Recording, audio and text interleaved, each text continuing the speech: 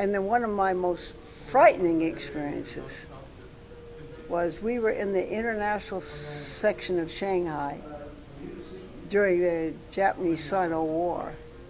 And the Japanese were trying to take over Shanghai.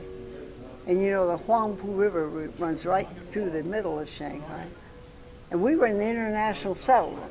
So they didn't bomb for an area around us.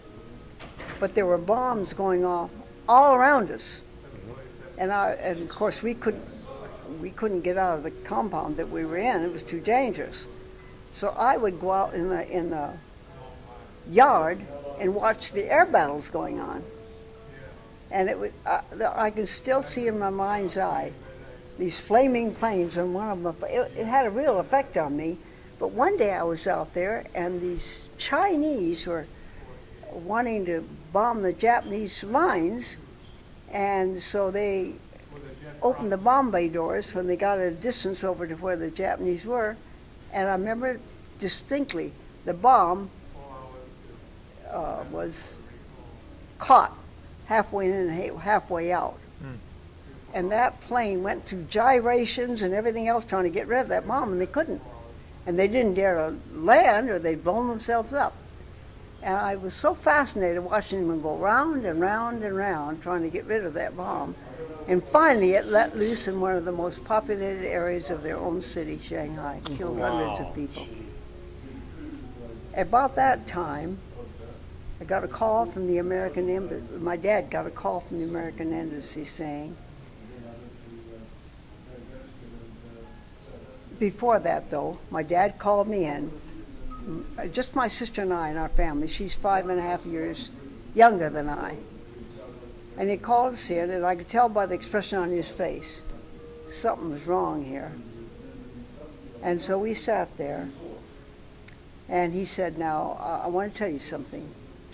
The embassy called and said that the Japanese had threatened to use poison gas on the city. Well, that just terrified me. And he said that they have decided that the women and children have to escape. And they're going to send their van at 9 o'clock tomorrow morning. You are allowed one suitcase apiece. My mother, my sister, and I were going to be shipped to Manila. Well, I was just terrified. So he gathered us around, and he read to us the 91st Psalm. And I almost tear up every time I think of it. And we held hands and prayed to God to protect us. And then he said, now you go on up to bed. They suggested that you put a damp rag over your face just in case they... Well, you can't sleep that way. And my room was in a corner, window out this way and that way.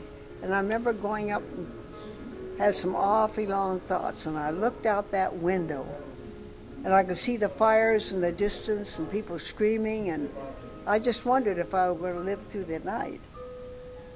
And I remember looking and thinking, you know, you think some pretty deep thoughts at that point in your life. When I was just a kid, 10, 12, 13, somewhere in there. So I knelt down by my bed and prayed a real prayer to God to save us. Went to sleep. Woke up in the morning and literally pinched myself to make sure I was still alive. And my mother was in the room getting our clothes in a suitcase. Well, you know how kids that age have a certain thing that means a lot to them. Somebody had given me a little leather suitcase about this size with my initials on it, and I was so proud of it because it had my initials. And I looked at my mom and I said, Mom, can I keep this suitcase? Do you think they'd let me carry that? And if I carried it? And she said, I think they would. I walked around the room trying to figure out what to take. Finally decided to take my pictures because they couldn't be replaced. And sure enough, at 9 o'clock sharp, that van was at the door. And we were walking out to get onto that van who was to take us to the Huangpu River. The Japanese were on one side of the river, the Chinese were on the other side of the river, and they had signed a truce to let us out. And they had commandeered one of their cruise ships had a full load on the way to Manila. They told them they had to stop there and pick us up. And so that was the arrangements that they made with this Japanese and Chinese. And I remember starting to get on the van, and then I ran back, put my arms around my dad and cried. I said, "What's going to happen to you?" And he said, "Don't worry, I'll drive down to the Bund," they called it the Bund there, "and I'll say goodbye to you there. You get in the van with Mom." So I did. We drove down there, and in the process, drove right by that huge crater that the bomb had made. It was terrifying. And they had commandeered one of the ferries, and it was in an oval shape, and it had two lounges, one on the bottom and then the second floor. And around the inside of that lounge, they had bolted down some seats. And then right down the middle, they had bolted down seats back to back on each one of the lounges. So, sure enough, my dad was there, and we had our goodbyes. We got up on the gangplank, and just then a huge bomb fell, about way at the other end of the Bund. And the last I saw of my father was him diving into the nearest ditch.